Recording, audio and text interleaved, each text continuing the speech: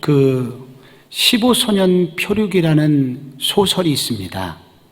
이 소설의 내용의 핵심은 그렇게 청소년들 10대 청소년들이 어느 날 소위 뱃놀이를 갔다가 배가 줄이 끊어지면서 폭풍을 만나고 그래서 이제 무인도에 도착을 하게 됩니다.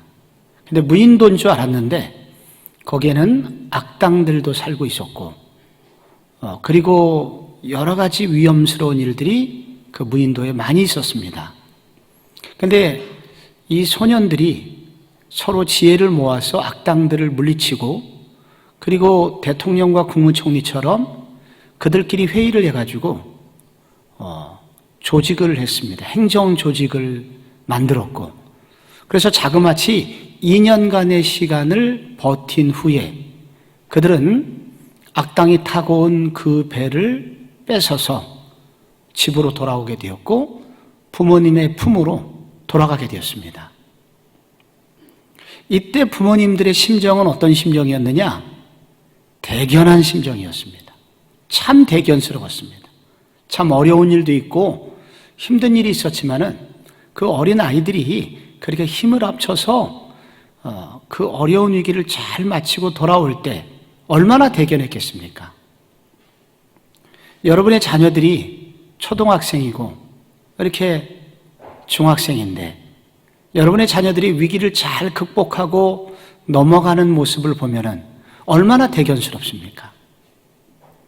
오늘 이 데살로니가 전후서의 이 책은 한마디로 요약한다면 대견스러움입니다.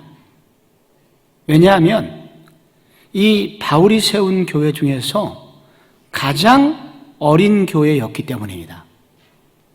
어리다 못해 이 데살로니가라고 하는 교회는 갓난쟁이 같은 그런 교회였습니다. 이 교회가 갓난쟁이였기 때문에 대견스러웠고 한편으로 갓난쟁이였기 때문에 아직은 균형이 없었습니다. 그래서 바울은 그들을 가르칠 필요가 있어서 이제 이 편지를 쓰게 됩니다. 우선 저희들이 이 데살로니가 전서를 언제쯤 썼냐? AD 50년에서 52년 정도에 썼거든요. 고린도에서 데살로니가 전후서를 바울의 2차 전도 여행 때 썼는데 여러분 이 우선 지도를 잠깐 보실까요? 이 데살로니가라는 도시가 어디 있는지 여러분이 지금 이 데살로니가 이 지도에 보면은 에게해를 한번 찾아보십시오. 에게해란 이 우리가 그동안 공부했던 터키라고 하는 그런 아시아로 연결된 터키라는 큰 반도가 나오죠. 그거하고 또 왼쪽에 있는 또 반도가 하나 있는데 이 반도가 바로 헬라입니다. 고린도가 있는 헬라이죠. 그런데 이 에게의 끝부분, 맨 윗부분에 이 터키 지방에 있는 것이 드로아라는 도시입니다. 드로아는 바울이 2차 전도여행 때 터키 지방에서 복음을 전하려고 그러는데 성령께서 자꾸 막으셨죠. 그래서 고민하다가 드로아까지 가서 이제 잠을 자는데 환상에 마게도냐 사람이 나타나서 건너와서 우리를 도우라 그러죠.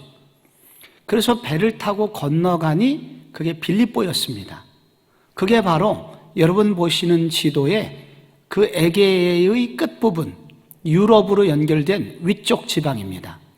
그래서 거기에 빌립보가 있고 이 빌립보에서 얼마 떨어지지 않은 곳이 데살로니가가 있습니다.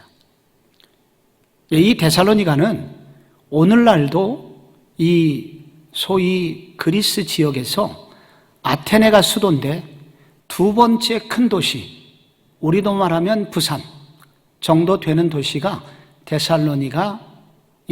오늘날은 데살로니키 이렇게 이제 그렇게 부르는데 이 도시가 지금도 아주 왕성하게 남아 있습니다. 여러분 2차 전도여행에 여러분이 보시면 2차 전도여행의 흐름 중에 빌립보가 있었습니다. 그 빌립보 바로 옆에 데살로니가가 있죠. 그 데살로니가 바로 옆에 베레아라는 도시가 있습니다. 그래서 이 베레아라는 지금 제가 말씀드린 이 지방의 이 도시들은 데살로니가, 그러니까 소위 말해서 이 그리스의 위쪽 지방, 이거를 마게도니아 지방이라고 그러는데, 지방으로. 이 마게도니아 지방에 있는 도시들, 마게도니아의 교회들이 여기 생기게 됩니다. 그래서 마게도니아의 교회들 때문에 감사하다고 바울이 편지를 했었죠. 그 마게도니아 교회가 바로 위쪽 지방에 있는 빌립보, 데살로니가, 베레아, 이런 당시의 교회들이 바로 마게도니아 지방에 있는 교회들입니다. 그런데 바로 이 바울이 빌립보에서 이제 감옥에서 나온 이후에 그 마을을 떠나서 데살로니가에 가서 복음을 전했습니다. 근데 얼마 동안 전했냐면은 성경을 보시면 사도행전 17장 2절에 나와요. 여기 보시면 바울이 자기의 관례대로 그들에게로 들어가서 새 안식일에 성경을 가지고 강론하며, 새 안식일이니까 3주예요.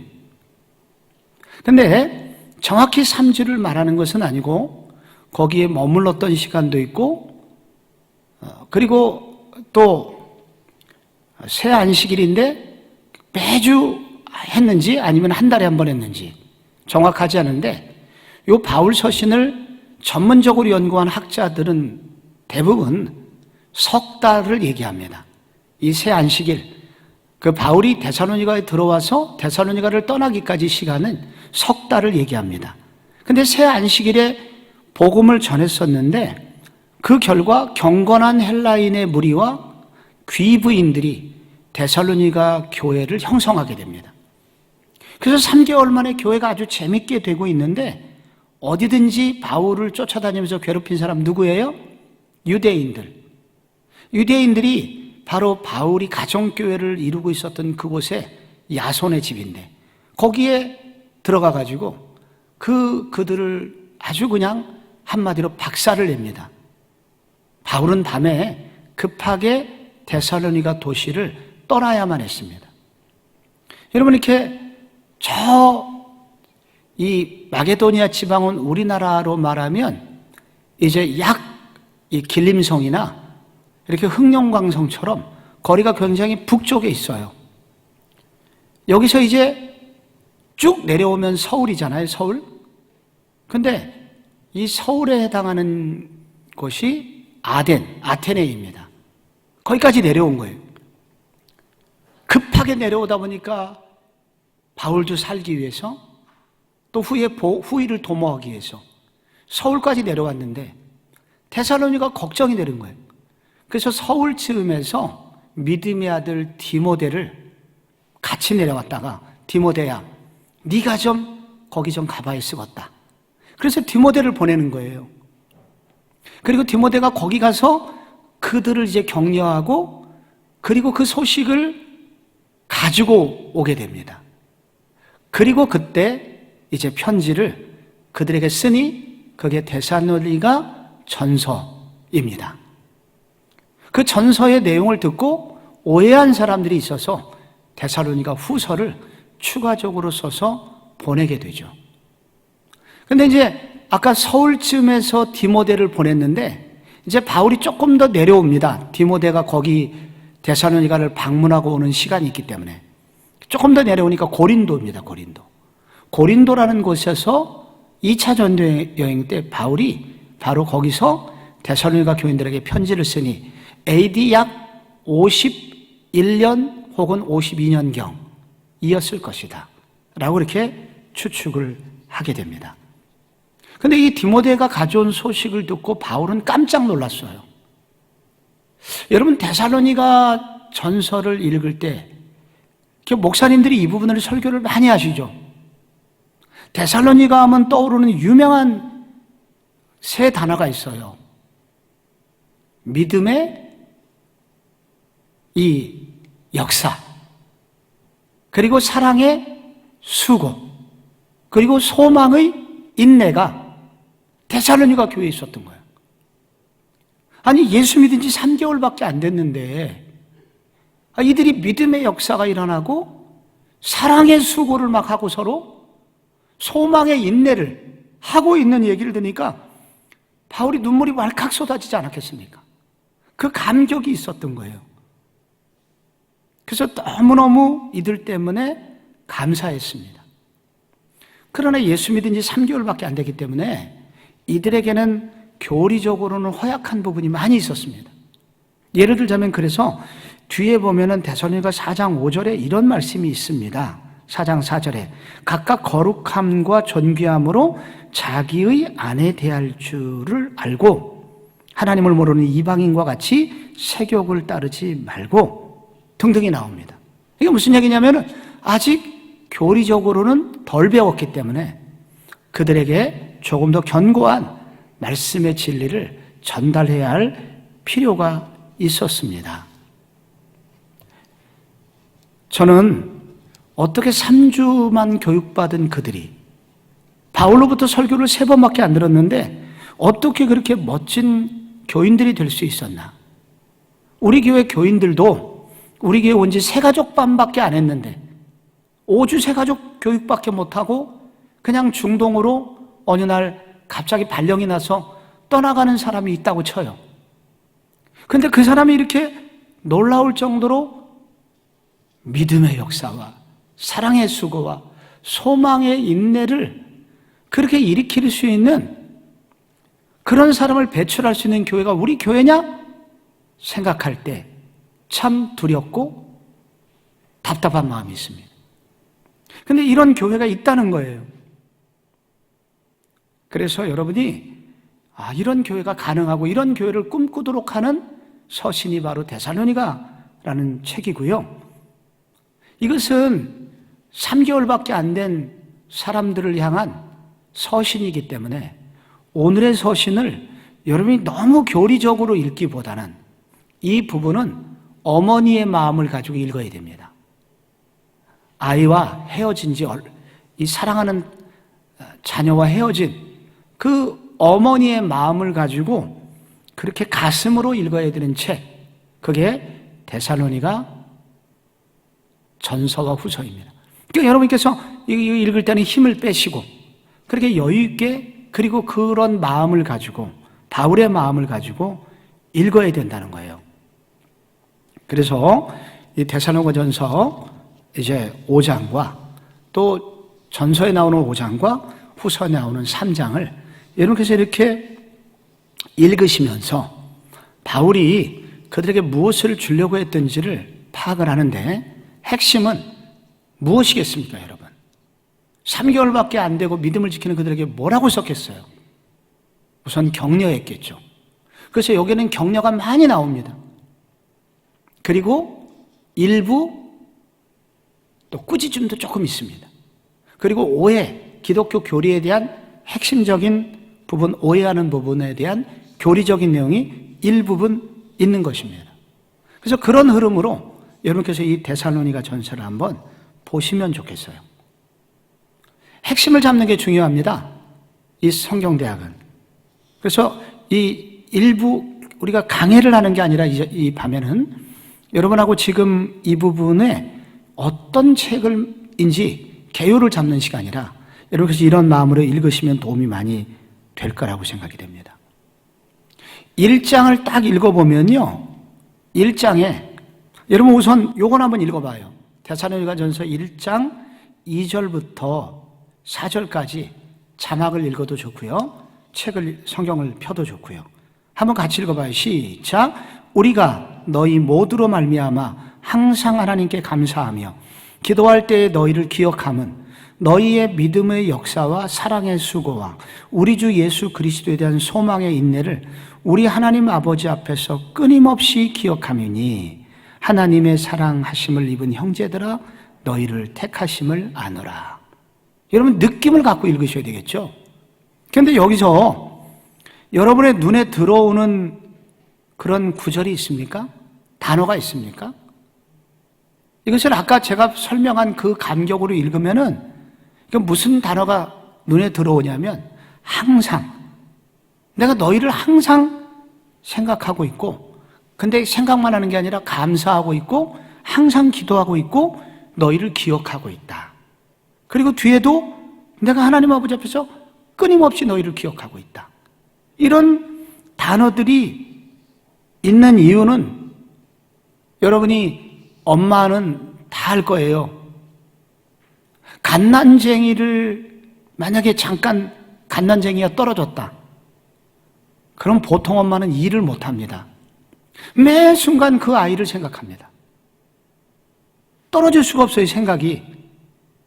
그러니까 바울도 그 데살로니가를 향한 그 마음이 다른 교회보다도 훨씬 더해서 이게 진심인 거죠.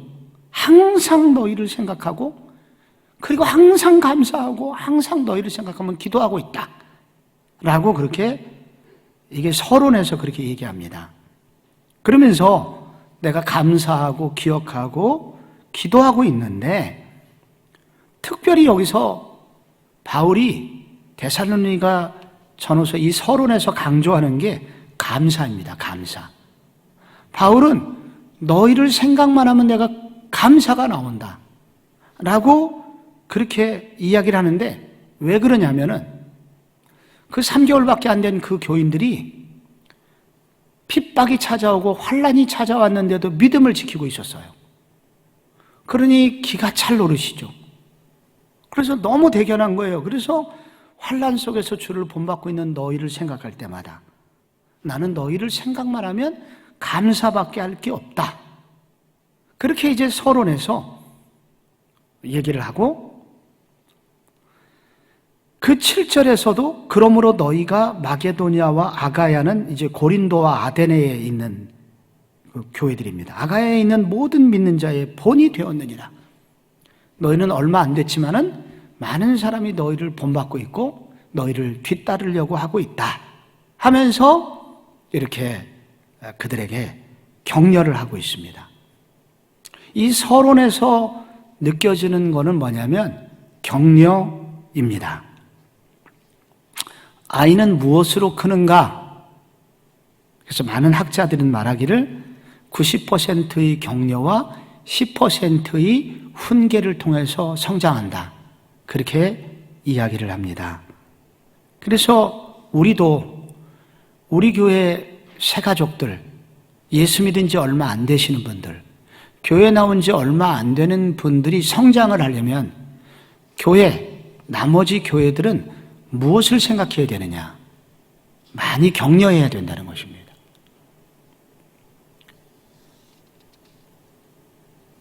우리가 아이가 태어나게 되면은 온 집안의 모든 구성원들, 할아버지부터 시작해갖고 뭐 엄마 아빠는 물론이거니와 고모나 이모나 그 아이의 언니나 오빠까지 모두 다 누구에게 맞추냐면은 어린아이한테 맞춰요. 그래야 그 어린아이가 안전하게 자랄 수 있기 때문입니다. 교회가 그 교회의 초신자들이 그 교회에서 잘하려면 어떻게 되느냐? 그 사람들이 예수 믿은 지 얼마 안 된 사람이 성장하려면 어떻게 되느냐? 나머지 온 교우가 그들에게 신경을 써야 된다는 거예요. 그런데 특별히 신경을 써야 되는데 그 중에 어떻게 해야 되냐면은 말을 이쁘게 해야 된다는 것입니다. 격려를 많이 해야 된다는 거예요. 옛날에 교회 성장 연구소라는 곳에서 그 새신자가 그 교회에 정착을 하려면은 처음 만나는 사람이 누구냐에 의해서 결정된다 라는 보고서를 낸 적이 있어요. 그 교회 어떤 사람이 교회 방문을 했어요. 근데 그 사람이 이 교회를 계속 다닐까 말까는 그를 교회에서 처음 만난 사람이 누구냐에 따라 결정이 된다는 거예요. 그 새신자가 만약에 담임 목사를 만나면 어떻게 될까요? 저는 확신컨대 100% 그 교회 다닐 거라고 봅니다. 그런데 불행하게 담임 목사를 만나는 게 아니라 제일 먼저 만나는 사람이 누구냐? 주차 봉사요원을 만납니다. 그 다음에 안내위원을 만나요. 그리고 세 번째로 만나는 사람이 교회 예배당 들어와갖고 찬양 인도자와 찬양하는 사람을 만나고, 네 번째 장로님들을 만납니다. 대표기도 하잖아요. 다섯 번째 성가대를 만나고, 여섯 번째 담임 목사를 만나요.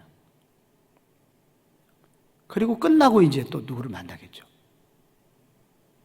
그래서 실제로 우리 교회에 오신 분 중에 어떤 한 분도 강북에 저 위에 있는 꽤 큰 교회 갔다가 주차 봉사위원하고 싸우고 더러워서 이 교회 못 다니겠다 그래가지고 우리 교회로 오신 분이 있어요. 제가 이전에 부목사로 섬기던 교회도 교회가 컸는데 주차장은 좁으니까 매주 주차 전쟁이에요. 그래서 거기서 맨 처음에 누구를 만나느냐, 그 사람에 의해서 결정이 된다는 거예요. 그분이 격려를 하고 축복을 하고, 그렇게 하면은 그분은 그 교회 다닐 확률이 높아진다는 거죠. 이 바울은 이 3개월밖에 안 된 이 교우들을 향한 격려를 하고 있습니다. 감사하다고, 너희들 생각만 해도 감사하다고. 우리 교회도 사실 돌이켜보면 저 같은 이 고등부 다닐 때, 대학부 다닐 때, 청년부 다닐 때 권사님들이 의구 보기만 해도 어떻게 좋다고, 어떻게 그 길 청년은 보기만 해도 사람이 기분 좋다고, 그렇게 권사님들이 그렇게 격려해주는 그런 말들이 힘이 돼갖고 진짜 그런 줄 착각하고, 그렇게 하다 보니까 교회를 다니고, 그리고 어느새 신학교도 가고 목사도 되고 그랬더라고요. 바울이 데살로니가 교회를 향한 이 끊임없는 감사와 격려를 통해서 우리 교회도 이런 교회가 되려면 이렇게 이 새 가족들을 향한, 교회 다닌 지 얼마 안 된 그들을 향하여 감사가 많아야 된다 라는 것을 알려주고 있습니다. 2장으로 넘어가면은 이 데살로니가 교회가 좋은 교회가 되게 된 또 하나의 이유가 나오는데, 여러 가지가 얘기가 나오지만은 여기서 강조하고 싶은 것은 13절입니다. 2장 13절. 조금 건너뛰어서. 여러분이 이 가지신 책도 138쪽으로 넘어가고 있거든요. 여기 보면은 제목이 짧은 시간 긴 은혜의 이유가 무엇인가 이렇게 나오죠. 여기 여러 가지 이유가 나오지만 오늘은 2장 13절 하나를 좀 보고 싶어요. 한번 같이 읽어봐요. 시작. 이러므로 우리가 하나님께 끊임없이 감사함은 너희가 우리에게 들은 바 하나님의 말씀을 받을 때에 사람의 말로 받지 아니하고 하나님의 말씀으로 받음이니 진실로 그러하도다. 이 말씀이 또한 너희 가운데 역사하느니라. 여러분, 그들이 데살로니가 교인들이 이 말씀을 받을 때 어떻게 받았어요? 사람의 말로 받지 아니하고 하나님의 말씀으로 받았다. 1장 6절에는 뭐라고 나왔냐면 성령의 기쁨으로 말씀을 받았다. 같은 뜻입니다. 말씀을 결국은 듣는 태도가, 데살로니가 교인들은 태도가 남달랐다는 것을 보여줍니다. 그러니까 여기서 바울은 사실 앞부분에서 말씀을 전하는 자의 태도가 어땠는지를 많이 얘기해요. 내가 거짓 없이 너에게 복음을 전했다. 간사나 탐심의 탈을 쓰지 않고 그렇게 복음을 전했다 라고 얘기를 하면서 요 뒷부분에 요 말씀을 하거든요. 그런데 나도 그렇게 전했지만 참 너희들의 태도가 좋았는데 내가 끊임없이 너희를 감사하는 것은 너희가 말씀을 받을 때 내 말을 사람의 말로 받지 않고 하나님의 말씀으로 받아서 나는 그게 너무도 감사하고 이게 너희 가운데 역사를 일으키게 되었다라고 그렇게 얘기를 합니다. 이거는 목사님들이 공통적으로 느끼고 고백하는 건데요. 어느 교회 가서 설교단에 서서 한 5분만 말씀을 딱 전해 보면은 그 교회의 실력이 금방 나옵니다. 한마디로 좋은 교회의 특징은 뭐냐면은 말씀을 빨아들일 것 같이 말씀을 먹는 교회가 있어요. 그런데 어떤 교회는 말씀을 전할 때 바위에다 대고 계란을 던지는 심정으로 말씀이 전해질 때가 있어요. 이런 교회는 결코 은혜도 받지 못하겠지만 결코 성장할 수 없겠죠. 이런 교회는 아름다운 열매를 맺을 수가 없습니다. 그런데 이런 교회는 역사도 일어나지 않겠죠. 그런데 이렇게 이런 역사가 일어나는 교회는 말씀을 받는 태도들이 이 말이 사람의 말이 아니라 저 목사님 개인의 말이 아니라 하나님의 말씀이야. 이렇게 받아들인다면 거기에는 역사가 일어난다는 거죠. 여러분 사도행전 10장에 보면은 베드로하고 고넬료가 만나는 장면이 나옵니다. 만나가지고 예배를 드렸는데 사도행전 2장에 3,000명이 회개했던 그 마가 요한의 다락방에서 성령이 임재했을 때의 그 역사가 사도행전 10장에 재현이 돼요. 베드로하고 고넬료가 만났잖아요. 성령의 강력한 역사가 있었고 그것을 기점으로 해서 이방 선교가 시작이 되거든요. 근데 그 성경에서 굉장히 중요한 게 있었는데 베드로가 이방인에게 복음을 전하는 것은 유대인에게는 당시까지만 해도 금기 사항이었어요. 그런데 성령께 순종해서 거기를 갔거든요. 그 순종한 베드로가 있었는데 거기서 또 하나 기가 막힌 거는 이 고넬료라고는 이방인 백부장, 여러분 점령군의 장교잖아요. 백부장은 오늘날로 말하면 연대장이나 사단장 정도가 되는 권세를 갖고 있었잖아요. 근데 그가 어떻게 했냐면은 무릎을 꿇고 엎드려 절하면서 베드로를 맞이하죠. 그래서 베드로가 너무 민망해갖고 일어나라. 나도 사람이니라. 그게 무슨 말이에요? 고넬료의 그 자세가 당신이 내가 무슨 말을 하든지 내가 받아들일 준비가 되어 있습니다. 당신은 하나님의 말씀의 사자입니다. 이렇게 고넬료가 베드로를 맞이한 거예요. 거기서 기적이 일어났던 것입니다. 오늘 부목사님하고 저기 남양주에 신방을 갔다 왔습니다. 오가면서 그동안 신방하면서 하나님이 기가 막히게 역사했던 얘기들을 했습니다. 놀랍게 기도하고 왔는데 신방하고 왔더니 몇 개월 만에 진짜 그 기도 제목대로 그 가정에 아이가 생겼더라. 그리고 어떤 해결되지 못하는 어떠한 문제, 다 말할 수 없는 그런 문제들이 해결이 되더라. 그런데 그런 집안들은 다 공통점이 있습니다. 그것은 신방을 받는 분들의 태도. 내가 오늘 이 집에 들어오시는 목사님이 주시는 말씀, 사람의 말이 아니라 하나님의 말씀을 갖고 오셨다. 이렇게 믿는 준비된 분이 있으면 거기는 항상 기적이 일어나요. 요즘 부산에서 전국적인 교회, 다 알고 있는 교회, 세계적인 교회가 있죠. 수영로 교회. 수영로 교회에서 이제 같이 출신의 목사님하고 제가 같이 사무실을 쓴 적이 있어요. 그런데 거기는 봄 신방을 끝나고 나면 기적이 많이 일어난답니다. 근데 왜 이렇게 많은 기적이 일어나냐면은 신방을 받기 전에 그 순장님들이 순원들한테 그렇게 얘기한대요. 집사님 신방 꼭 받으셔야 된다고. 신방 잘 받으면 기적이 일어난다고. 그래서 이분들이 막 기도하면서 신방을 기다리는 거예요. 부목사님들의 신방을. 그러니까 기적이 안 일어나면 누구 잘못입니까? 목사들 책임이잖아요. 그럼 목사들이 이제 더 떨면서 기도하는 거예요. 그래서 떨면서 기도하는 성도와 떨면서 기도하는 목사가 만나면 역사가 일어난다는 거예요. 데살로니가 교회가 그랬다는 것입니다. 우리 교회도 역사가 일어날 수 있습니다. 매주 역사가 일어날 수 있습니다.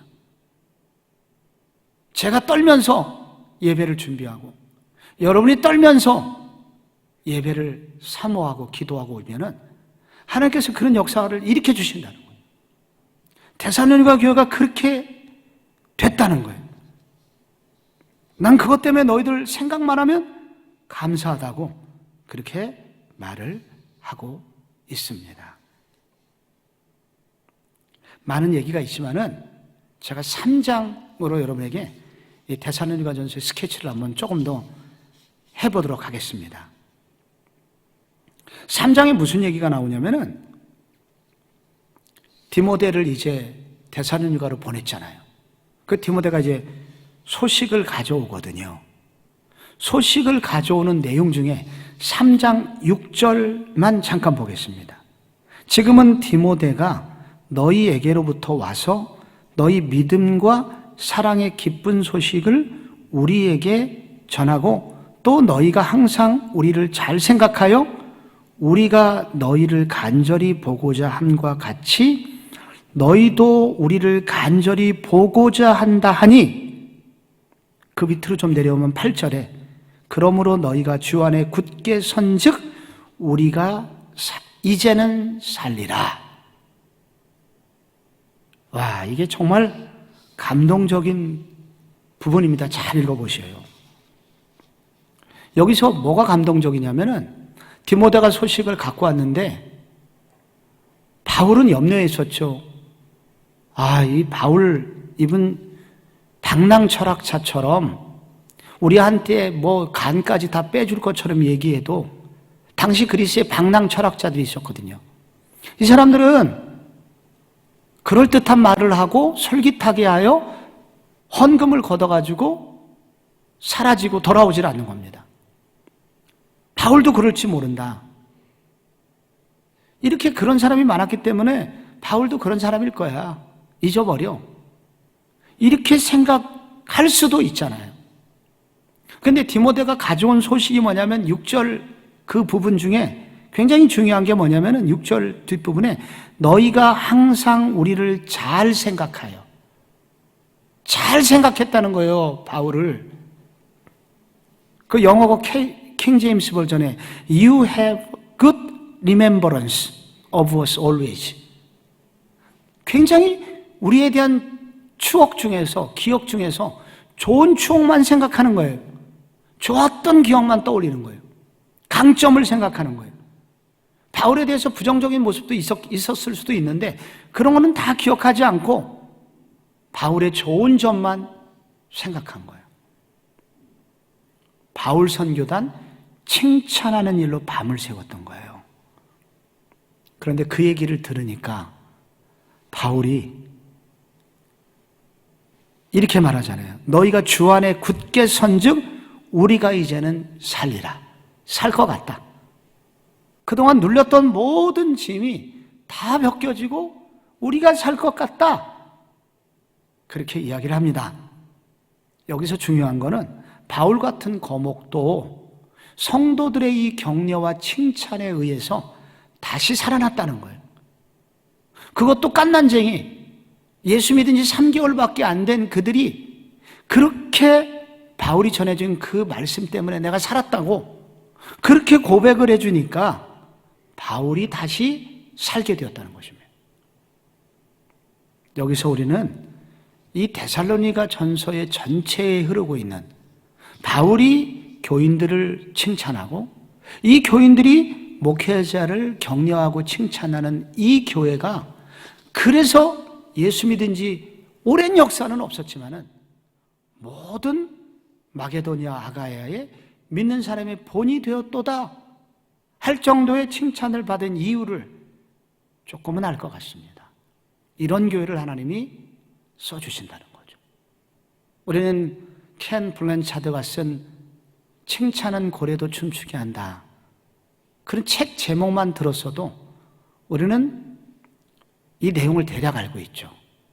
칭찬은 고래도 춤추게 하는데 그 책에 보면은 우리가 일반적으로 여러 회사를 조사를 해보니까 이렇게 잘못했다고 자꾸 교정하려고 하고 꾸짖고 이런 부분을 잘해보라고 그렇게 매몰차게 얘기하면 성장할 줄 알았는데 정반대의 일이 나타나고 반대로 칭찬하고 격려했더니 그 의외의 놀라운 아름다운 결과가 나오더라 하면서 이분이 칭찬의 10가지 법칙을 말하죠.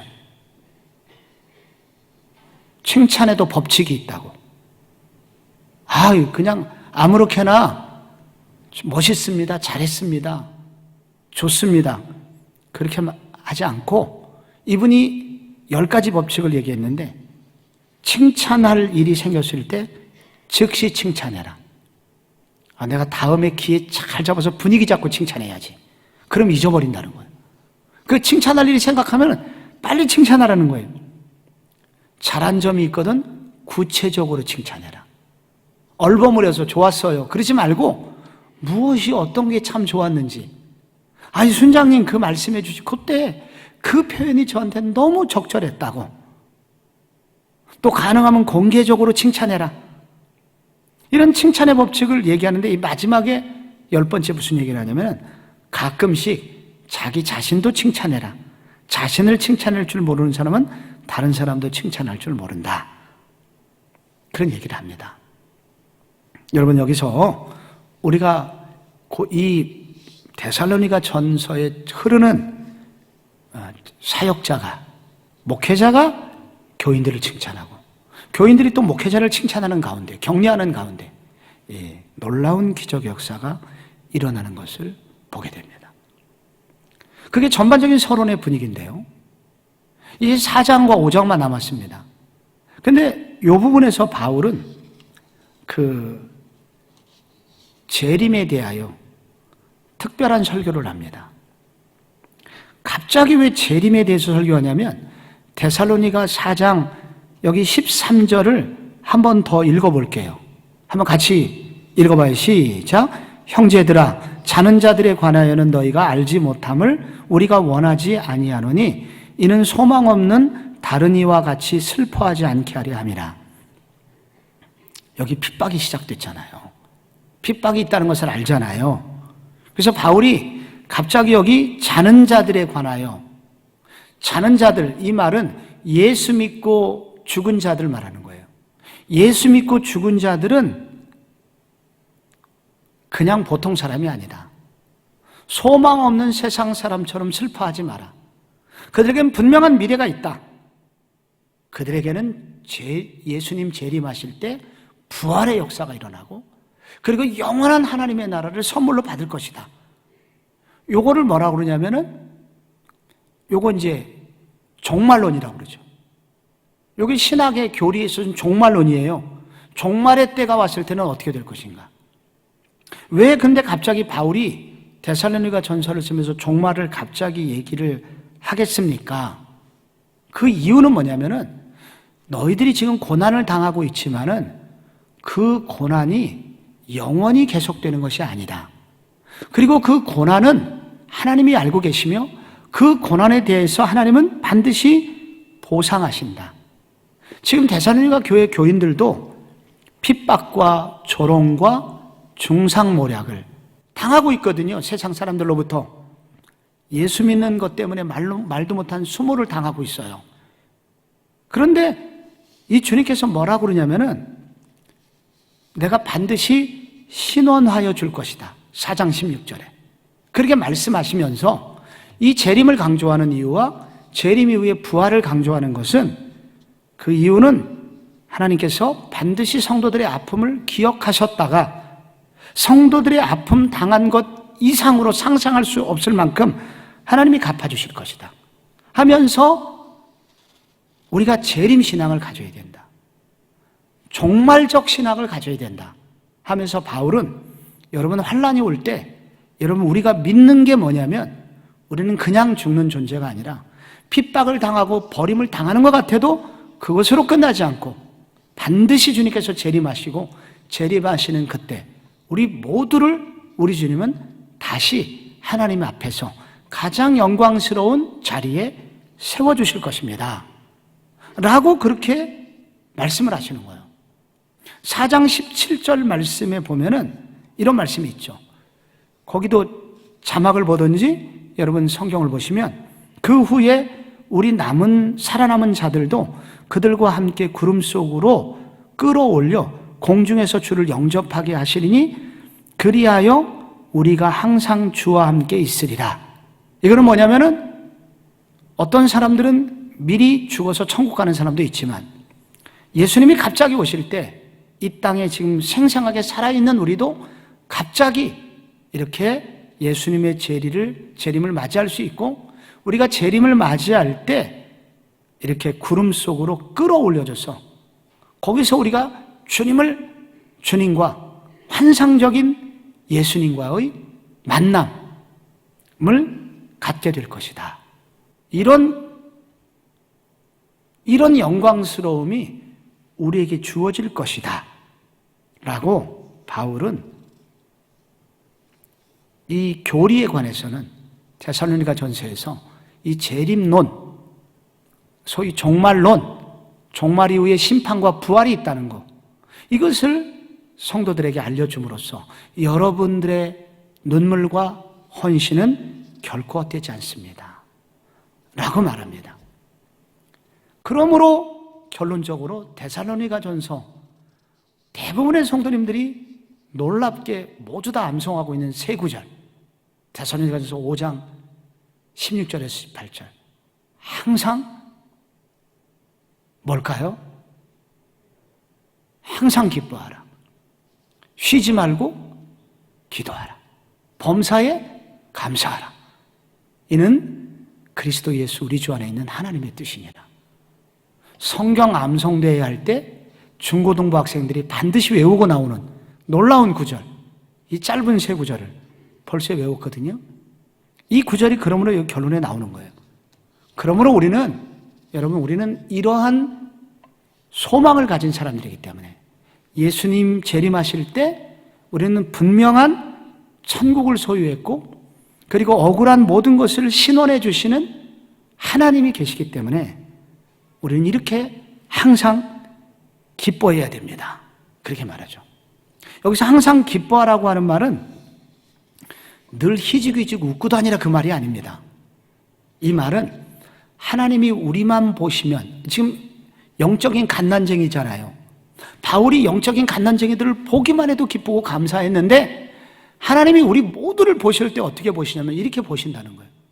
그 하나님의 기쁨, 우리를 보시면 죽으실 정도로 우리를 기뻐하시는 그 하나님의 기쁨이 우리 가운데 있을 때 우리가 기뻐할 수 있다는 얘기입니다. 그 하나님이 기뻐하시는 그 모습으로 나를 보니까 우리는 항상 기뻐할 수 있다는 거예요. 그래서 너희는 항상 기뻐하라, 그렇게 말씀하셨죠. 쉬지 말고 기도하라.